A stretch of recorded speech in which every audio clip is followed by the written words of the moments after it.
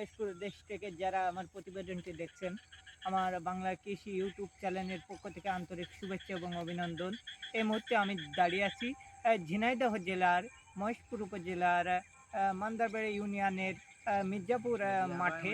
এই মির্জাপুর মাঠ থেকে আপনাদের মাঝে আমি মোহাম্মদ শিহাব ইসলাম, বাংলা কৃষি টিভি ইউটিউব চ্যানেলের পক্ষ থেকে যারা আমার প্রতিবেদনটি দেখেন তাদেরকে আন্তরিক শুভেচ্ছা এবং অভিনন্দন। এবং আমি দাঁড়িয়ে আছি, দাঁড়িয়ে থাকার মূল কারণ আজকে আপনাদের মাঝে নিয়ে চলে আসলাম বিভিন্ন ধরনের ধান চাষ নিয়ে।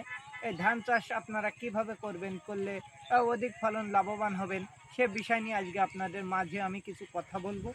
আপনারা দেখতে পাচ্ছেন এখানে ধান চাষ করা হয়েছে। এই ধান চাষে দেখতে পাচ্ছেন এখানে একটা ধানের বাল ঝরে গিয়েছে। এটা কি জন্য ঝরে গিয়েছে আপনাদের আজকে আমি জানাবো। কারণ বিভিন্ন ধরনের পোকা আছে এই ধানকে ক্ষতি করে।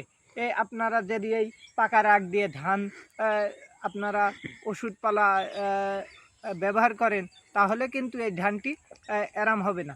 আর যদি আপনারা এই ধানে অধিক ফলন এবং লাভবান হতে চান তাহলে ধান পাকার আগ দিয়ে আপনারা যে সেচ ব্যবহার করেন, সেচে যদি কোনো ত্রুটি হয় তাহলে কিন্তু ধান ভালো হবে না। আর যারা আমার এই ভিডিওটি দেখছেন সবাই লাইক কমেন্ট শেয়ার করবেন। আমি বাংলার কৃষি টিভির পক্ষ থেকে আপনাদের আন্তরিক শুভেচ্ছা এবং অভিনন্দন।